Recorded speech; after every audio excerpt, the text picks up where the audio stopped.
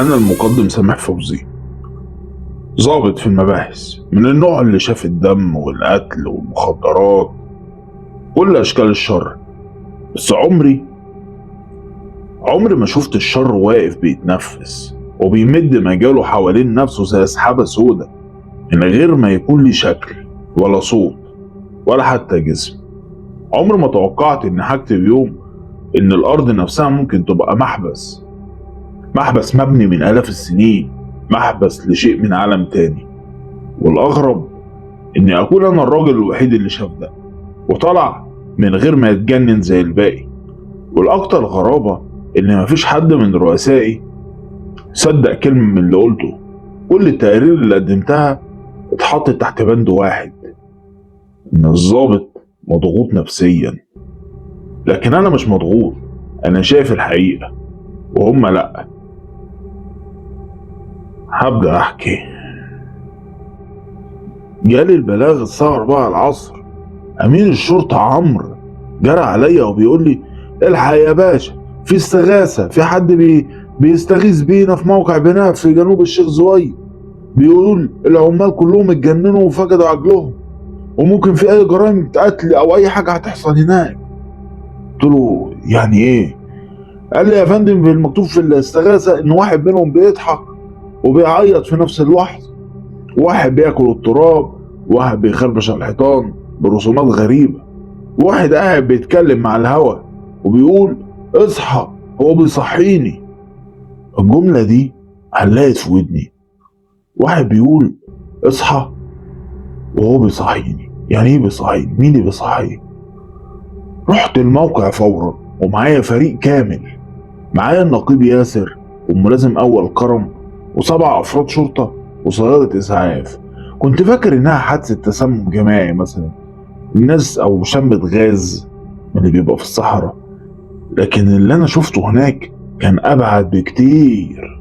اول خطوة خطيتها في المكان حسيت بحاجة مش طبيعية: ريحة التراب.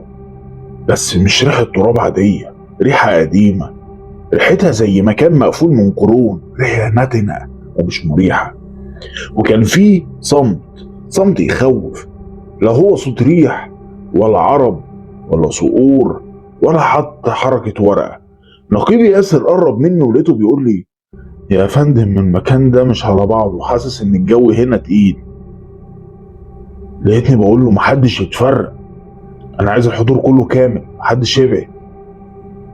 مشينا شوية لحد ما وصلنا للعمال، وهنا بدأت الكارثة تتضح.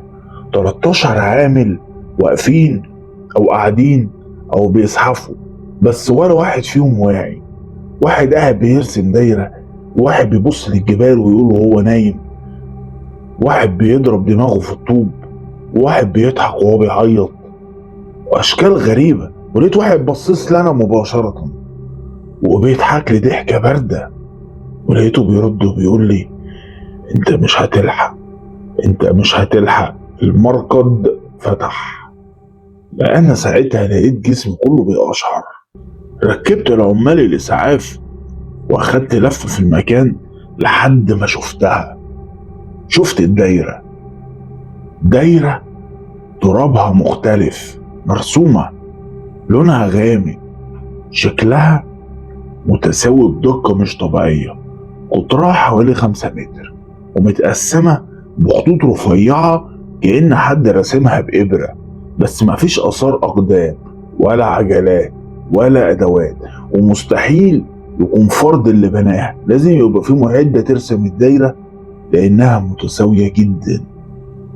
قلت للأفراد اللي معايا إن محدش يقرب ولا حد يدخل جوه. ملازم كرم حدف حجر صغير جوه الدايرة، وأنا زعقت له لقيتني بقول له: أنت مجنون؟ لكن قبل ما الزعيق يخلص، الحجر أول ما دخل نص الدايرة اتفتت حرفيا، اتحول لتراب ناعم. كرم اتجمد وأنا حسيت قلبي وقع. دي مش ظاهرة طبيعية ولا حاجة خالص، دي حاجة من الأرض، حاجة غريبة. دي حماية لحاجة مدفونة تحت. كلموني من المستشفى وقالوا لي إن في ناجي وحيد.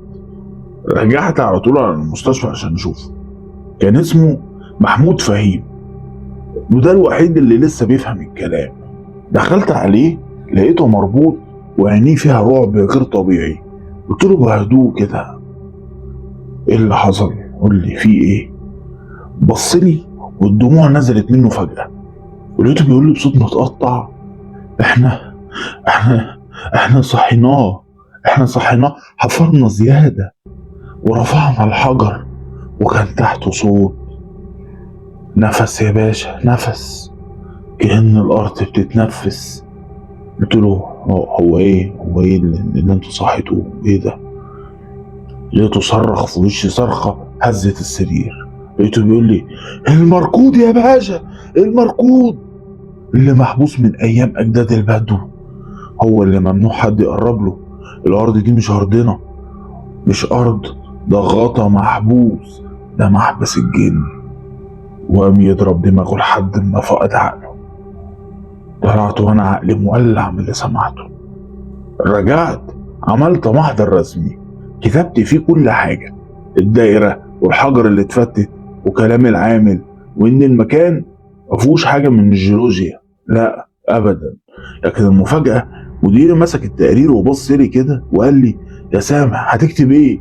إن ضابط مباحث بيقول إن الأرض فيها جن محبوس، وده لو اتفتح ده لو فتح للناس الدنيا هتضحك علينا وهتبهدلنا. قلت له: انا شفت بعيني يا فندم والعمال اتجننوا قدامي. قال لي: بص، هنكتبها انهيار عصبي نتيجة حرارة، او المكان فيه خطر جيولوجي وخلاص. قلت له: يا ست العميد، ده خطر مش طبيعي، ده مش جيولوجي، ده حاجة تانية. لقيته زعل وطلع فيا بيقول: يا سامح، اسمع اللي اتكتب، مش ناقصين، مش انت مؤمن بيه؟ ومن اليوم ده انا اتحطيت في خانة الضابط اللي دماغه سخنت. لكن انا مكمل لوحدي، ولا هسمع العميد ولا زفت. رحت الموقع تاني ومعايا 2 من الافراد، بس رحنا بالليل. الليل هناك كان مختلف وكان مخيف، بس المخيف الحقيقي كانت الساعة 2:30. الأرض نفست، قسما بالله طلعت نفس زي واحد نايم وبيشهق. الأفراد اتجمدوا وأنا قلبي وقع في رجلي على طول. وبدأ الصوت جاي من جوه الدايرة. الصوت اللي سمعناه: ما تصحوش، ما تقربوش، المرقد ليس لكم، ابتعدوا. وقعد يتكرر كتير، وقعد يتكرر، واللهجة كانت لهجة بدوية، وبعدين برضه تحولت اللهجة بقت لهجة طفل، وبعدين راجل ستيني، كأن أصوات ناس ماتت من سنين محتجزة جوه وبيرددوا عليا وكأنهم بينصحوني. لقيت فجأة كرم وقع على ركبه، ولقيته بيقول لي: يا باشا، في حاجة جوه الأرض وهي مش عايزة حد، في حاجة جوه الأرض ومش عايزة حد. وبعدنا الصبح جبت عمال حفر متخصصين ومرشد بدوي كبير في السن اسمه الشيخ سالم. الشيخ أول ما شاف الدايرة وشه اترعش كأنه نزل عليه حاجة. لقيته بيقول لنا: انتوا مستهترين، ده مرقد النايم، ده محبس أجدادنا، اللي يفتحه يفنى وعقله يتلحس قبل جسمه. ده مش جن واحد، ده جماعة مربوطين بسحر قديم يا باشا. لقيتني بسأله وبقول له: يعني المكان ده مقفول بسحر يعني؟ قال لي: لا، سحر ودم وندز من آلاف السنين، ده مكان اتدفن فيه جنس كامل، مش المفروض حد يقرب له. أنا بصراحة كنت ما بين مصدق ومكدبه، بس اللي حصل بعد كده خلاني أصدق غصب عني. بدأنا نحفر حوالين الدايرة، مش في النص، لا جنبها. بعد 1.5 متر لقينا حجارة مترصصة شكلها زي باب أو بوابة. البوابة دي عليها رموز أو نقوش قديمة، مش فرعونية ولا يونانية ولا اللي متعودين عليه، لا، نقوش بدائية أولية خالص، تحسها معمولة بإيد ناس عايشة قبل ما يخترعوا التاريخ أصلا. والنقش الأكبر كان مكتوب كده: هنا تحبس العقول التي خالفت أمر الرب. واللي أشد انتباهي إن تحتها نقش صغير مكتوبة كده: لا توقظ النائم. أول ما شلنا الحجر من فوق، الدخان الأسود طلع فجأة زي بخار لكن بارد جدا، وحصلت رجة خفيفة زي النبض. لقيت سالم صرخ وبيجري وهو بيقول: اقفل اقفل يا مجانين، اقفلوا، ده كده بيصحى. لكن فات الأوان. أول واحد فقد عقله كان فرد الشرطة علاء. بص فجأة للدايرة وبدأ يضحك ضحك عالي مرعب، بعدين قعد يعيط بنفس القوة. وبعدين لقيناه بيقول: بيصحى، وهو بيصحى وهو شافنا. وفجأة لقيناه وقع. تاني واحد كان كرم، وقف فجأة وبصلي ولقيته بيقول لي: يا باشا انت شايفه واقف وراك. لما لفيت ما كانش فيه حد، وفي 10 ثواني 6 أفراد من الشرطة فقدوا عقلهم كلهم مرة واحدة.